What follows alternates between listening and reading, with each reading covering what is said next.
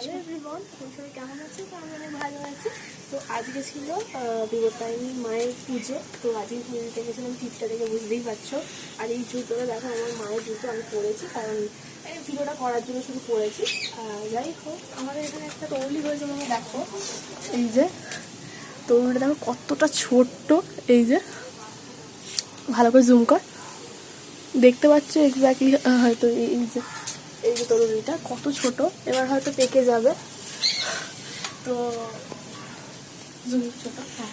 যাই হোক, আমার একটা বোন বলছে তুমি ছোটো লাউ, কিন্তু লাউ কেমন ছোটো দেখতে হয় আমি জানি না।